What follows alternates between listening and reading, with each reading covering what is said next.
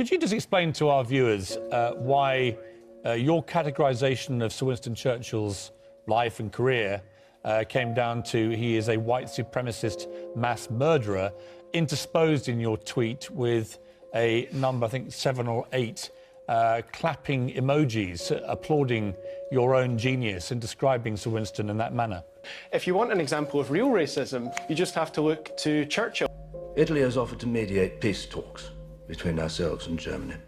I have already indicated that provided the liberty and independence of the British Empire is assured, we would consider any proposal. Winston Churchill was voted the greatest Briton of the last century for a reason, is that people believe that he almost single-handedly, through the power of his rhetoric in World War II, saved this country from the Nazis. Again, you laugh. That sneering little laugh. Nothing even remotely patriotic in death or glory if the odds are firmly on the former. Nothing inglorious in trying to shorten a war that we are clearly losing. He was a white supremacist. Losing! Europe is still... Europe is lost. And before our forces are wiped out completely, now is the time to negotiate in order to obtain the best conditions possible.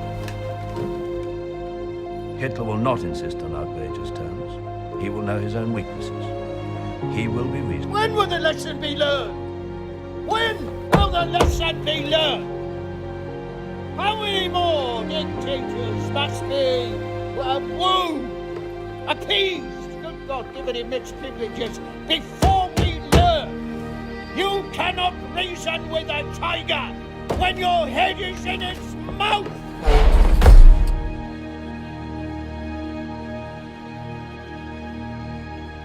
This critical moment in May 1940 where the whole thing comes in on him, and it's really down to him to decide whether we're going to fight on or not. And loads of people, Halifax, Chamberlain, loads of the media are saying, do a deal. You know, the First World War was very recent, millions of people died, do a deal. And he says no, and the result of it is within a year 30,000 British men, women and children are dead. You can't imagine any modern politician taking such a decision, but it was right, because if we hadn't, the whole European civilization would have undergone a complete catastrophe. In England, there are much more mixed feelings about Churchill than certainly in America. Sure. But did you come away with more mixed feelings about Churchill from your research? No, I came away with enormous admiration for him. And he stared death in the face more than once, many times, but the bullets never had his name on them. Well, he's the only Prime Minister, I think, in our history to have been in battle on 4 continents. And he, you know, obviously personally was involved in many, many violent conflicts and probably killed quite a few people with his own hand, which is something you don't expect of British Prime Ministers. And yes, many times he did dodge bullets, and his sense of danger seemed to be complete. I mean, he went out into no man's land in the First World War 36 times, so close he could hear the Germans talking, when the airplane had only been invented 10 years ago. He was going up in these crackpot contraptions of rope and canvas, and had several terrifying crashes, and still continued to fly. I mean, he was almost insanely brave. He's incomparable to any figure. Lincoln, possibly. Lincoln is the closest, I think. He's a man 50 years in politics. He wrote 50 books, the Nobel Prize for Literature, painted 540 paintings, had 16 exhibitions at the Royal Academy, flip-flopped twice, commended in 4 wars. In his 90 years, Churchill was a statesman, sportsman, artist, orator, historian, parliamentarian, bricklayer, essayist, gambler, soldier, war correspondent, newspaper editor, butterfly collector, big game hunter, legal plaintiff, novelist and loving husband and father. A remarkable paradox.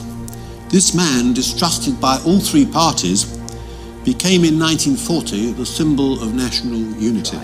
Instead, Winston Churchill had no spin doctors, He had no speechwriters at all, wrote all his own speeches. And yet, because of his self-education, he didn't go to university, he was a man who entirely taught himself.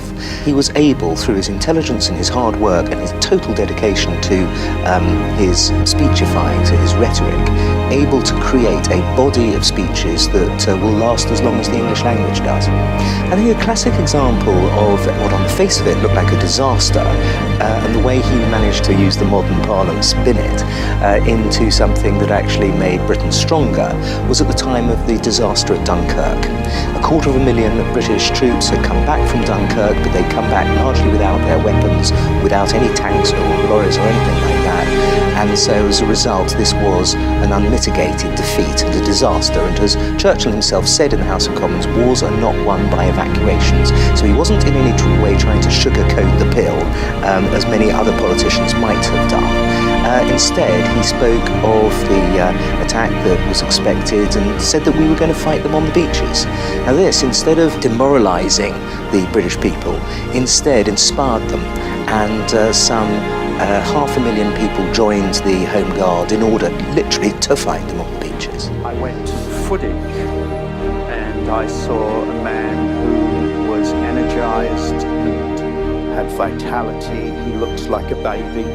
He had a cherubic face, a sort of naughty schoolboy grin with a sparkle in his eye, and he was marching ahead of everyone. It's like moving through space with fixity and purpose, you know, and energies. Lord Hailsham once told me that he believed that the only time that he ever saw the hand of God in history was when Winston Churchill became Prime Minister in May 1940. He said that the time and the man came together in a way that was quite literally miraculous. The real danger, the true peril of Britain being invaded was there. Had the Battle of Britain been lost, Hitler would have attempted an invasion of Britain. And yet, at the helm, at exactly the same time, Churchill became Prime Minister on the same day that Hitler unleashed his blitzkrieg in the West.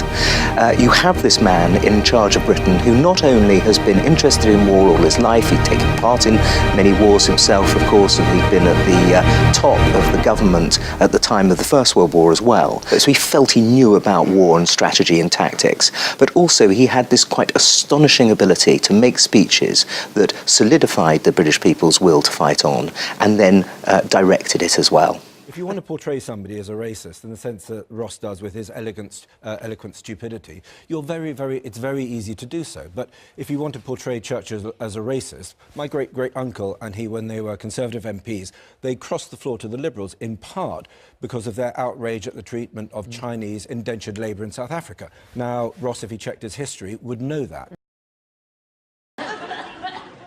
You stupid boy.